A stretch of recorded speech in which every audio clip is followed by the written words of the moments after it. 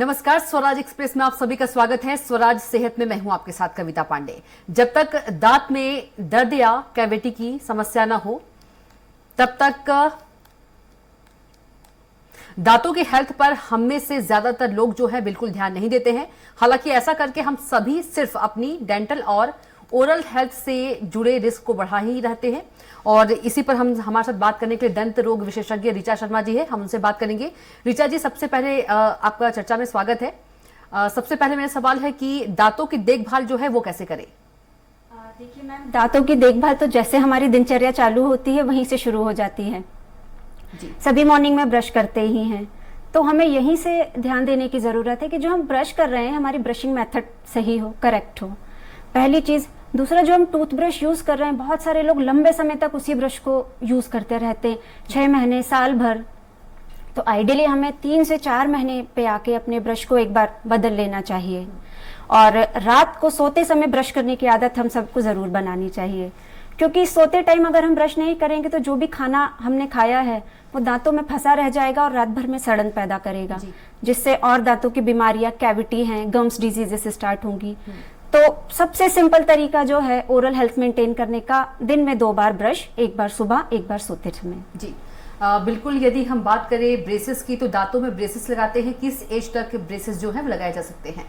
Ma'am, braces लगाने के लिए कोई उम्र का ऐसा निर्धारण नहीं है, फिर भी मैं आपको 2 पड़ाव में ये चीज समझाती हूँ। पहला, हम बच्चों में ये चीज करते हैं, जो 12 साल तक की हमारी बच्चियां हैं या 13 से 14 साल के लड़के हैं, तो ये उनकी एक ग्रोइंग फेज रहती है, उनमें एक ग्रोथ होती है, तो हम अपने ट्रीटमेंट में उस ग्रोथ को यूज कर सकते हैं। जैसे कि मैं ऑर्थोडोंटिस्ट हूँ, तो हमने देखा है कि कभी कभी जबड़ा बहुत पीछे रह जाता है, नीचे वाला या ऊपर वाला जबड़ा बहुत आगे की तरफ है, तो ऐसी स्थिति में हम उस जबड़े को, ग्रोथ को यूज करके आगे या पीछे अपने हिसाब से मॉडिफाई कर सकते हैं। तो यहाँ बच्चों का इलाज बहुत आसानी से संभव होता है, और एक जो उनका लुक होता है, एक अपीयरेंस होता है जिसे वो चाहते हैं, जिसके लिए वो आते हैं हमारे पास, बहुत आसानी से अचीव कर पाते हैं हम।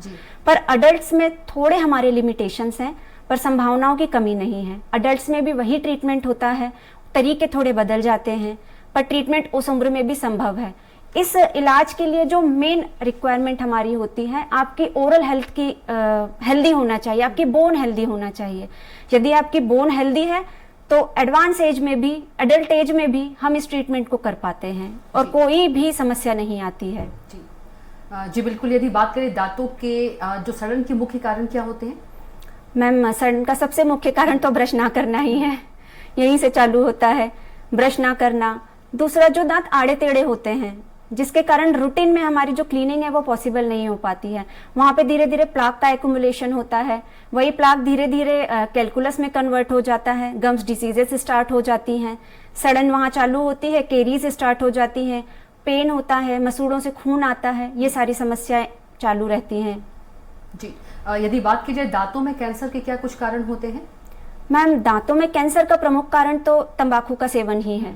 दूसरा, हम स्मोकिंग को भी मानते हैं जी। और जो सुपारी लोग खाते हैं वो भी एक कैंसर का प्रमुख कारण है। हम अपने शहर की बात करें, भोपाल में, तो यहाँ सबसे ज्यादा, शोध के अनुसार मैं बता रही हूँ, सबसे ज्यादा ओरल कैंसर के मरीज हमारे भोपाल में ही हैं। ओरल कैंसर को आइडेंटिफाई करना कोई बहुत मुश्किल नहीं है।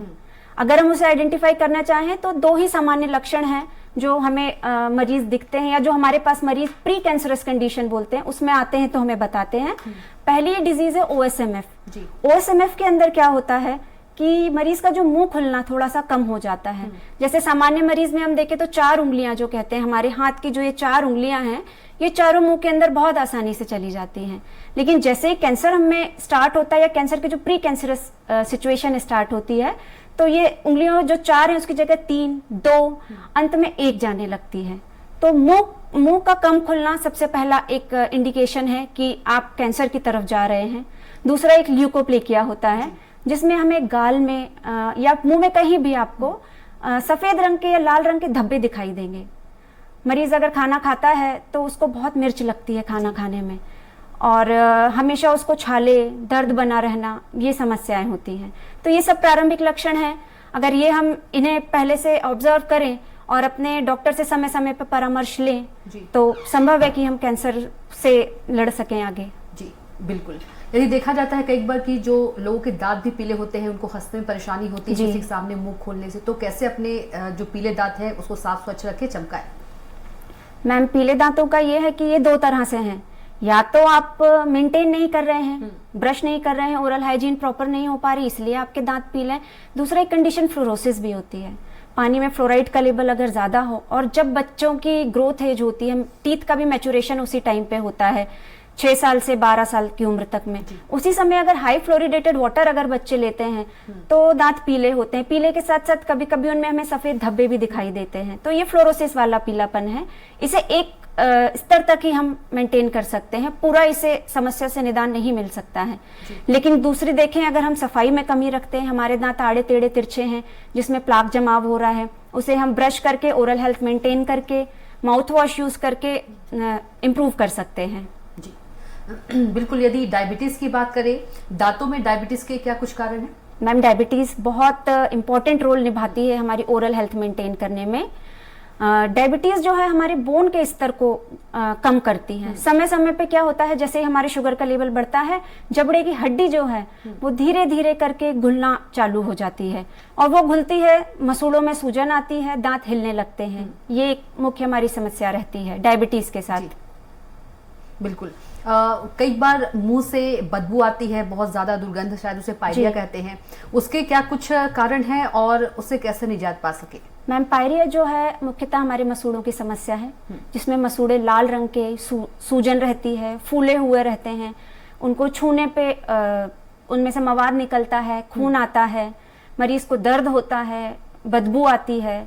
तो ये सब पायरिया के प्रमुख लक्षण हैं। अगर इनके हम कारण पे जाएंगे तो पहला कारण है कि आप ओरल हाइजीन प्रॉपर मेंटेन नहीं कर पा रहे हैं, दांतों को जितनी क्लीनिंग आपकी चाहिए वो आप क्लीनिंग नहीं दे पा रहे हैं। दूसरा, कभी कभी डिजीज कंडीशन में जब हम किसी सिस्टेमिक बीमारी से ग्रस्त रहते हैं और हम बहुत ज्यादा मेडिसिन भी लेते हैं, तो उस मेडिसिन लेने वाली कंडीशन में भी जो है हमारे मसूड़ों की समस्या उत्पन्न हो जाती है। प्रेगनेंसी भी हमारी एक ऐसी अवस्था होती है जहाँ पे बहुत सारे hormones up and down levels पे चलते हैं, तो इस समय भी जो गर्भवती महिलाएं रहती हैं उन्हें मसूड़ों की समस्या होती है, उनमें सूजन, खून आना, दर्द होना। तो इसके लिए जो डेंटिस्ट्री में हम देखें तो एक हम मैकेनिकल क्लीनिंग करते हैं, जिसे स्केलिंग के नाम से प्रोफेशनली सब जानते हैं। तो अगर आप स्केलिंग करवाते हैं, जो भी आपका डिपॉजिट्स हैं, कैलकुलस डिपॉजिट्स हैं, वो सब वहां से रिमूव हो जाते हैं, एक हेल्दी इन्वायरमेंट मिलता है जिंजेवा को, माउथ वॉश यूज करते हैं, तो इस पायरिया की बीमारी से काफी हद तक हम निजात पा सकते हैं। जी बिल्कुल। हमारे साथ इंदौर से एक कॉलर जुड़ गई है, तमन्ना। तमन्ना, क्या सवाल है आपका, पूछिए। जी, मैं मैडम से ये जानना चाहती हूँ, मेरा प्रोफेशन फैशन इंडस्ट्री में मैं हूँ, मॉडलिंग करती हूँ, और जाहिर है कि अच्छा दिखना जरूरी होता है, तो दांतों की को बहुत ज्यादा अच्छे से चमकदार, और क्योंकि आजकल वाइटनिंग ट्रीटमेंट बहुत हो गए हैं, तो ऐसा कुछ उपाय बताइए कि हम परमानेंटली बहुत अच्छे अपने दांतों को रख सके, जिससे खूबसूरती दांतों की बनी रहे। जी मैम, बिल्कुल। जैसा कि मैं पहले भी कह चुकी हूँ, सारी चीजें हमारे ही हाथ में हैं। दांतों की अगर हम सफाई शुरू से मेंटेन करते आते हैं तो हमें कभी ये समस्या नहीं होती। पर जिस ट्रीटमेंट का आपने जिक्र किया है उसे हम डेंटल ब्लीचिंग नाम से जानते हैं। इसमें ब्लीचिंग एजेंट्स हैं जिससे हम टीथ को क्लीन करते हैं। तो जरूर मैं कहूंगी कि जो आप पहले जिस स्तर पे थे उससे 1 या 2 लेवल अपग्रेड करके अपने दांतों को चमकदार बना सकते हैं। तो ये एक फेमस ट्रीटमेंट है डेंटल ब्लीचिंग, जिससे आप दांत आपके और वाइट और शाइनी चमकदार नजर आएंगे। जी बिल्कुल।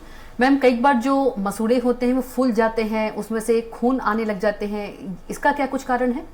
मैम, इसका मेन कारण प्लाक का डिपोजिशन ही है। क्या होता है कि जैसे जैसे प्लाक डिपॉजिट होता है ये मिनरलाइज होने लगता है, और जब ये मिनरलाइज होकर कैलकुलस का फॉर्म लेता है तो ये इनसाइड दांतों के अंदर की तरफ ग्रोथ करने लगता है। जो मसूड़े की एक पकड़ होती है दांतों के चारों तरफ, उसको ये ढीला करने लगता है। तो इस स्थिति में इन्फ्लामेशन स्टार्ट हो जाता है, रेडनेस आती है आपके जिंजीवा में, स्वेलिंग रहेगी, ब्लीडिंग आएगी, पस डिस्चार्ज होगा, फाउल स्मेल आएगा, ये सारे सिम्टम आपको दिखना चालू हो जाएंगे। इसके लिए भी आप ओरल हेल्थ मेंटेन करें, क्लीनिंग करें, माउथ वॉश करें, ब्रश करें, तो ये समस्या कभी आपको सामने नहीं आएगी। जी बिल्कुल। एक और कॉलर हमारे साथ जुड़ गए हैं सागर से, संजय। संजय, सवाल कीजिए मैम से। पूछना चाहता हूँ कि मुझे शुगर की प्रॉब्लम है और मेरे को डॉक्टर्स ने बताया कि मेरे दांत सड़े हुए हैं, पीछे से निकालना है, लेकिन मेरा शुगर कंट्रोल नहीं है, तो क्या उससे कोई परेशानी हो सकती है? नहीं। जी संजय जी, बिल्कुल। अगर आपकी शुगर बढ़ी हुई है तो दांत निकालना संभव नहीं हो पाएगा संजय जी। शुगर एक ऐसी स्थिति है जहाँ पे जो हमारे घाव भरने की क्षमता होती है या जो हमारी शारीरिक क्षमता भी होती है वो कम हो जाती है, घट जाती है। तो जो घाव सामान्यतः हमारा 7 दिन, 8 दिन या 10 दिन में अधिकतम भर जाना चाहिए, शुगर बड़े होने की स्थिति में वो घाव इतना आसानी से नहीं भरता। वही घाव आपका 15 दिन, 20 दिन, और यदि उस पर भी आपकी शुगर आप मेंटेन नहीं करते हैं तो महीनों तक वो घाव नहीं भरेगा। तो इस स्थिति में हम अपने जो भी डायबिटिक मरीज रहते हैं उन्हें एडवाइस करते हैं कि वो पहले अपनी शुगर कंट्रोल करें, अपने फिजिशियन को कंसल्ट करें। जब शुगर का स्तर सामान्य हो जाए तभी उस दांत को निकालते हैं, ताकि वो घाव आसानी से भर सके और हमारे मरीजों को कम से कम समस्या का सामना करना पड़े। जी बिल्कुल, शुगर की बात हो रही थी, तो क्या मैम शुगर में जो इम्प्लांट है वो सक्सेस है? मैम ये कहना तो गलत होगा कि सक्सेस नहीं है, क्योंकि शुगर वाले पेशेंट भी बहुत फिटनेस को फॉलो करते हैं, अपनी शुगर को मेंटेन रखते हैं, तो ट्रीटमेंट तो किया जा सकता है। पर हम एक सामान्य मरीज से अगर तुलना करें कि जो एकदम हेल्दी है, एकदम फिट है, और उसके कंपैरिजन में अगर एक पेशेंट है जो डायबिटिक है, तो हाँ मैं कहूंगी कि डायबिटिक पेशेंट में थोड़ा सक्सेस रेट नॉर्मल पेशेंट के कंपैरिजन कम है जी। क्योंकि जो हमारे जबड़े की हड्डी होती है इसके घुलने की जो क्षमता है या स्तर है जिससे वो गलना चालू करती है वो शुगर में थोड़ा ज्यादा है। जैसे जैसे शुगर का लेवल बढ़ता है हड्डी का गलना स्टार्ट हो जाता है। और इम्प्लांट जो होते हैं वो एक बोन सपोर्टेड रहते हैं, मैकेनिकल डिवाइस है, हम पूरी तरह उसको बोन का सपोर्ट लेके बोन में ही फिट करते हैं। तो मैम जैसे जैसे बोन का लेवल कम होगा तो इम्प्लांट लूज होने लगता है। तो यहाँ है भी नहीं भी, ये दोनों ही बातें हैं मैम, वो पेशेंट पे डिपेंड करता है। अगर आप शुगर वेल मेंटेन करते हैं, अपना मेंटेनेंस अच्छा रखते हैं तो सक्सेस भी है। पर अदरवाइज अगर आप डायबिटिक हैं तो it's good for removable denture, जो हम आसानी से निकाल रख सकते हैं। जी बिल्कुल। मैम मुंह से बदबू क्यों आते हैं, इसके क्या कुछ कारण है? मैम पहला कारण तो उसका पायरिया ही है। जो क्या होता है कि अगर कहीं भी कोई सड़न स्टार्ट हो, कहीं भी कोई इन्फ्लामेशन हो, हाथ पैरों में भी कहीं हमारे कोई घाव अगर होता है तो एक समय बाद वहां से एक स्मेल आती है। और ओरल कैविटी एक ऐसी जगह है जो 24 घंटे गीला रहता है, वहां सलाइवा रहता ही है। तो जो मसूड़ों की समस्या जब स्टार्ट होती है तो मवाद आना, खून आना, ये सारी प्रॉब्लम्स रहती हैं। तो इसलिए एक जो स्मेल रहती है, फाउल स्मेल, हमारी ओरल कैविटी से आती है। हालांकि जो डायबिटीज का भी जैसे क्वेश्चन था, तो डायबिटीज के जो पेशेंट होते हैं उनके मुंह से भी बदबू आना एक सामान्य बात है, क्योंकि जब डायबिटीज का स्तर बढ़ता है ना तो एक कीटोन बॉडी जो हमारे ब्लड में होती है वो बढ़ जाती है और उनकी भी एक अलग स्मेल ओरल कैविटी से आती है। जी बिल्कुल। हमारे साथ एक और कॉलर जुड़ गए हैं, शुभम गुप्ता भोपाल से। शुभम, सवाल पूछिए। मेरा सवाल है मैम से कि मैम मेरे दांत नीचे के दांत आड़े टेढ़े हैं मैम और उसमें दर्द बहुत ज्यादा होता है, उसके लिए क्या करना पड़ेगा? शुभम जी, जैसे आप आड़े टेढ़े दांतों के लिए बता रहे हैं तो हम इस आधुनिक युग में हैं कि आड़े टेढ़े दांतों को हम ब्रेसेस लगा के सीधा कर सकते हैं, तो आपकी काफी हद तक समस्याओं का निदान हो जाएगा। क्योंकि यूजुअली जो इनरेगुलर टीथ हैं, जो आगे पीछे हैं, ऊंचे नीचे हैं, उनके लिए एडवांस डेंटिस्ट्री में ऑर्थोडोंटिक ब्रांच है, सारे दांतों का आप ट्रीटमेंट करवा सकते हैं, तो आपके दर्द की समस्या से आपको निजात मिलेगा। ब्रेक के बाद स्वागत है, एक बार फिर से बढ़ेंगे। जी मैम, यदि बात की जाए तो दांतों का जो देखभाल है वो ज्यादा अच्छे से कैसे किया जा सकता है? दांतों की देखभाल करने के लिए आप उनकी ब्रश करिए, अपना एक रूटीन बनाइए कि मुझे डेली ट्वाइस ब्रशिंग करनी है। प्रॉब्लम है तो उसके लिए माउथ वॉश यूज कीजिए और एवरी 3 मंथ में एक बार एक डेंटिस्ट का या एवरी 3 to 4 मंथ में कंसल्टेशन लेते रहिए। तो कोई भी समस्या का जब शुरुआती दौर रहेगा तो वो वहीं पे उसका आपको समाधान मिल जाएगा, चीजें बढ़ेंगी नहीं आपके लिए। बिल्कुल। यदि बात करें खान पान का कितना असर होता है दांतों पर? खान पान का असर जरूर रहता है मैम। कुछ लोगों की आदत होती है बहुत मीठा खाते हैं, और या फिर रात में खाने के बाद कुछ स्वीट लिया। यूजुअली हमारे कल्चर में ये है कि खाने के बाद कुछ मीठा खाते हैं, तो मीठा खाया और फिर बिना ब्रश किए सो गए, तो वहीं से सड़न की समस्या स्टार्ट हो जाती है। बच्चों के साथ सबसे ज्यादा समस्या रहती है, वो चॉकलेट खाते ही खाते हैं। रात में चॉकलेट खाया, मुंह में जगह दांतों में चिपका हुआ है चॉकलेट और सो गए, तो उनमें केरीज स्टार्ट हो जाएगी। तो जहां भी हम ये थोड़ा सा स्वीट चीजें यूज करें, उसके बाद टीथ की क्लीनिंग का थोड़ा सा ध्यान रखें कि ब्रश करें, माउथ वॉश करें, तो स्वीट खाने से भी हमें इतनी समस्या नहीं होगी। बिल्कुल। यदि ब्रेसेस जो होते हैं उसको न लगवाने से क्या क्या समस्याएं हो सकती है? मैम ब्रेसेस जो होते हैं यूजुअली हम तब लगाते हैं जब हमारे दांत आड़े टेढ़े आगे पीछे हैं जी। या दांत बाहर की तरफ बहुत ज्यादा निकले हुए हैं। तो यदि हम ना लगवाएं उन्हें जी। मैं समस्या की बात करूं तो पहले तो आपका लुक ही होता है, एस्थेटिक लुक होता है कि आपको देखने में अच्छा नहीं लगेगा। आपने खुद भी कई लोग देखे होंगे जिनके दांत बाहर की तरफ निकले, तो जब वो हंसते हैं ना तो उनमें मन में एक हेजिटेशन होता है कि हम अच्छे नहीं लग रहे या हमारे दांत बुरे दिख रहे हैं। अपने हाथों को चेहरे पे रख लेना, चेहरा छुपाना, खुल के ना हंस पाना। जो हमारा TMJ जॉइंट है, जबड़ा, इसको ये जो है इसमें भी दर्द रहता है जी। आप दांतों की सफाई अच्छे से मेंटेन नहीं कर सकते क्योंकि ब्रश सीधा सीधा जा सकता है, आगे पीछे जा सकता है, पर आड़े टेढ़े दांतों में वो कैसे जाएगा? तो वहां पे गंदगी जमा होगी, वहां पे गम डिजीजेस स्टार्ट होंगी। और बच्चों में एक स्पेशल चीज अगर हम देखें ना मैम, तो जो छोटे बच्चे हैं अगर उनके दांत बाहर की तरफ निकले, जिन्हें हम प्रोक्लाइन टीथ कहते हैं, उनमें स्पोर्ट्स इंजरी के चांसेस बहुत ज्यादा हैं क्योंकि बच्चे बहुत खेलते हैं, दौड़ भाग करते हैं। आइडियली हम सबके दांत जो हैं लिप्स से कवर हैं क्योंकि हमारे दांत स्ट्रेट हैं, प्रोक्लाइन नहीं है, तो दांतों का जो कवरेज है वो लिप्स के थ्रू रहता है। तो अगर हम गिरेंगे तो उसे एक सपोर्ट मिलता है, हमारे होंठ कटते हैं, दांत नहीं टूटते। लेकिन जिन बच्चों के दांत बाहर की तरफ निकले हैं, अगर वो बच्चे गिरते हैं तो दांत पहले टूट जाते हैं। तो ये एक परमानेंट लॉस होता है उन बच्चों का, तकलीफ भी ज्यादा होती है। तो बेटर है कि हम उन्हें पहले ही प्रिवेंट कर लें। यदि बात करें दांतों में कितने तरह के ब्रेसेस लगाए जा सकते हैं?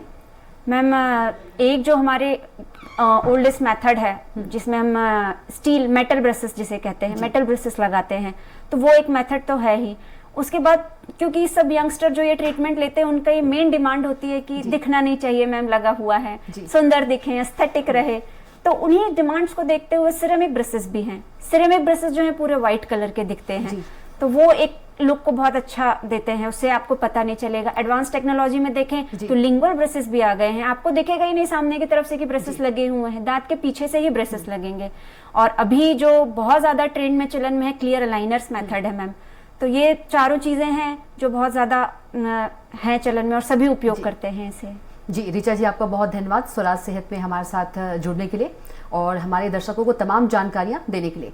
तो स्वराज सेहत में इतना ही। आप देखते रहिए स्वराज एक्सप्रेस। नमस्कार।